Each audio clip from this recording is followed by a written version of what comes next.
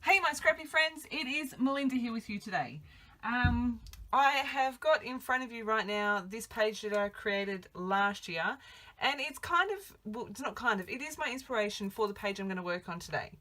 I showed the mood board at the beginning of this video, and the mood board made me think of Australia Day, which made me think of the Australia Day cyber crop we did last year, which made me think of this page.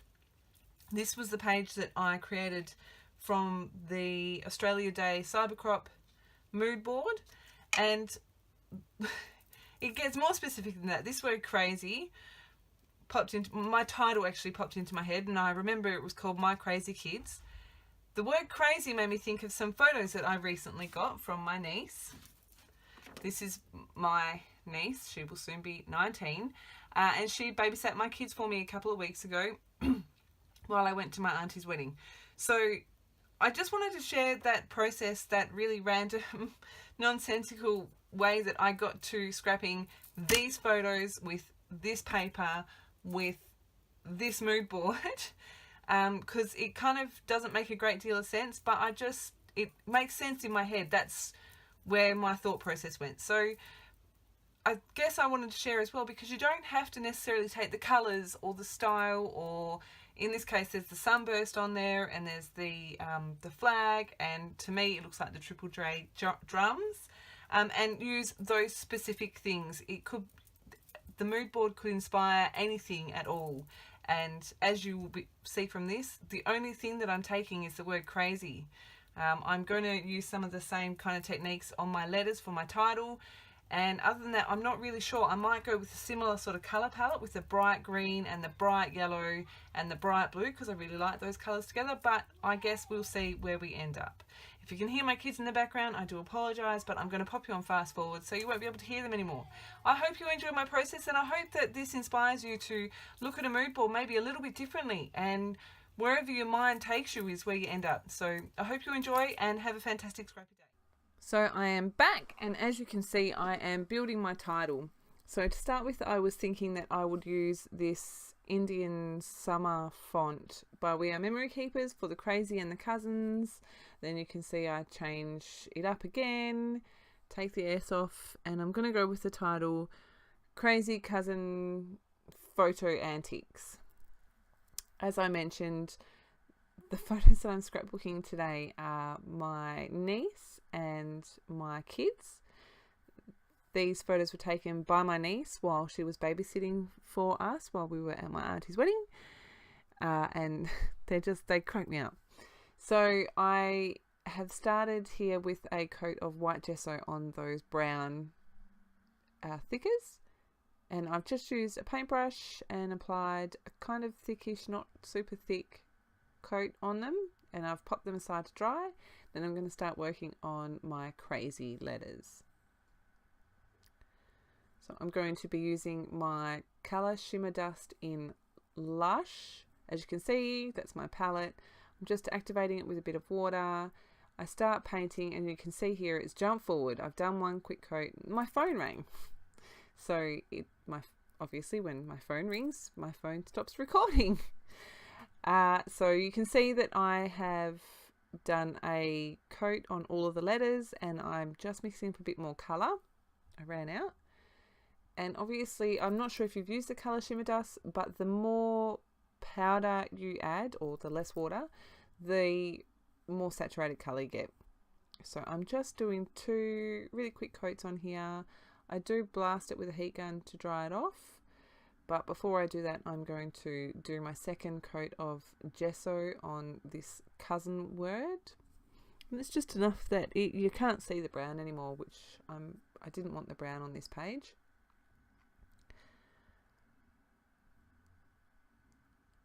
I'm going to colour the word cousin here, and I'm using my colour paste in Sunshine, which is the same yellow that I've used on that other layout for part of the title.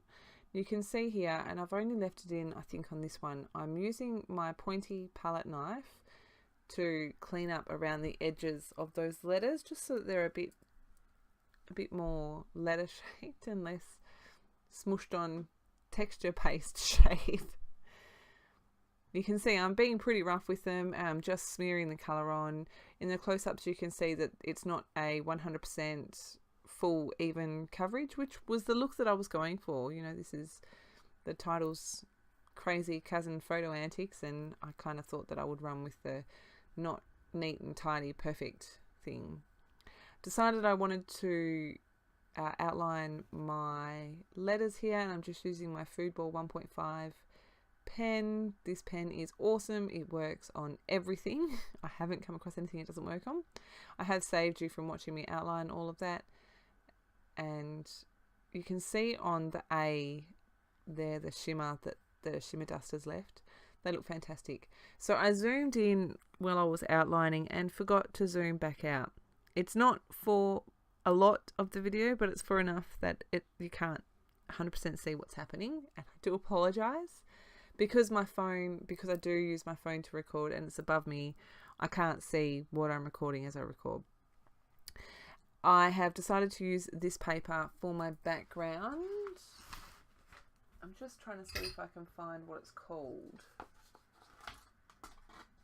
I think it's either Bold, Wisdom or Game On. I can't remember which one. I've just grabbed some white gesso and I'm just smearing that onto the background.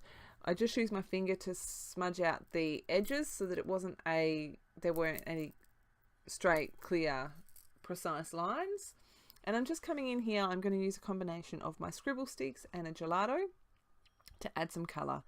I decided to I ended up running with the same colour scheme that I used on that other page, and I've used the yellow, the blue and the green, and I thought that if any of these colours mixed together it would just create a different shade of green, so that works really well. I started with my scribble stick on some packaging, added some water and did the paper packaging, not the paper packaging, the plastic packaging technique, and also added some splatters with the yellow, and I've used the scribble stick for the yellow. The green that I wanted to use, which was nice and bright and it matches the Lush Colour Shimmer Dust really well. I think it's I don't think that I wrote down the name of it. If I did, I can't find it. Sorry. If I do find it and you're desperate to know, let me know and I'll work out what it is. I've used the blue blue scribble stick for the background work as well. And again, did some splatters. I found the gelato was a bit tricky to get the saturation of the splatters that I was after, but I just persisted and got some in the end. I think I'm about to cut and go back to, so you can see the whole page, adding some more yellow splatters. And here you go, you can see my page again. I really am sorry about that. You can see here, if you have been watching my layouts and stuff, that is definitely a My Little Pony head. On a different layout, I cut a big pony out of it and was left with that silhouette. So I just went into my box of scrap cardstock and thought, hey, it's white cardstock, I'm going to use it.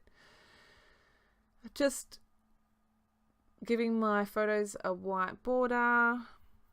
You can see I'm working in the middle of the page here. I did try it onto the left hand side, but I really like how it sits in the middle. I decided I was going to mount this on some yellow cardstock. If you don't like watching scissors, don't watch this part. I have literally made my edges crazy and zigzaggy and wavy, and I really like the look of it. I know there are some of you that don't. So I do apologize if that hurt your eyes, but it's what I did. I'm just going to stick that down, and I stick it down with a fair bit of tape, more than I normally use. Then I go in with my tiny attacher and add 2 staples to each side. I'm going to start building my layout now.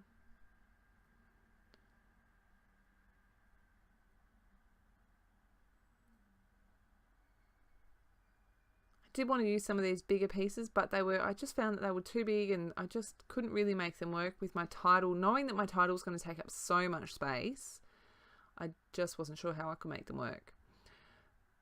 that is one of the printed veneer. Yeah, veneer. They're awesome. I really, really love them. And then I decided I was going to add a few paper layers behind my photos. I do add a few paper layers, but they don't take up a heap of space. I didn't want to lose all of that work I did in the background because I realized that there was just enough.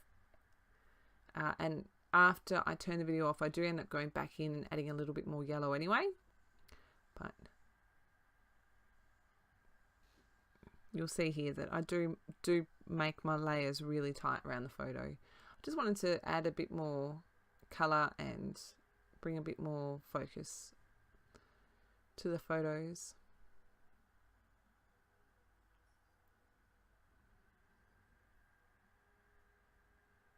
Wanted to bring a bit more of that blue in as well. And I thought this was a good way of adding the blue in without adding like a solid blue.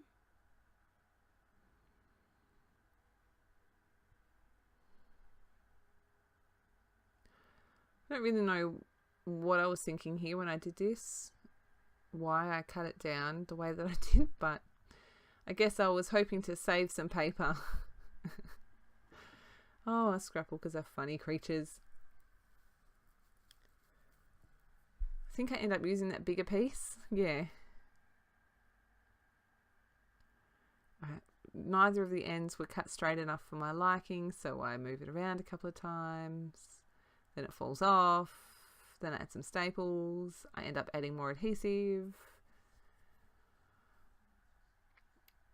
I wanted to bring a bit more green, and so I used this paper. I used one of the squares that I thought that I probably wouldn't use.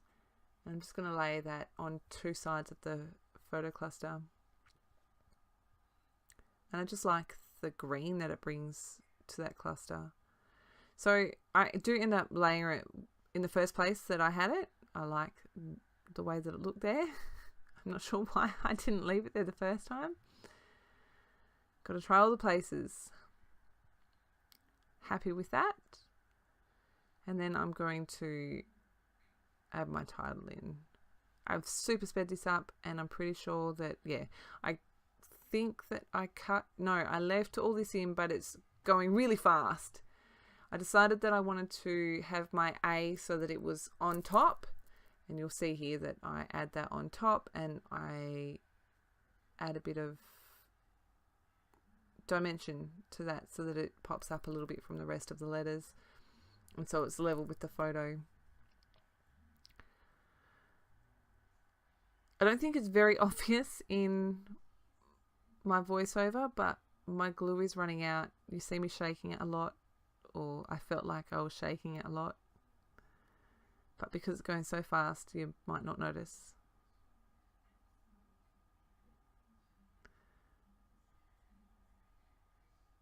I had to even use two hands to get it to come out. I'm using the Scotch Tacky glue. That stuff is awesome. I love it. And I'm just sticking all that down. I wanted to get this reasonably straight, this photo Antics. And yes, I do save you from watching all of that.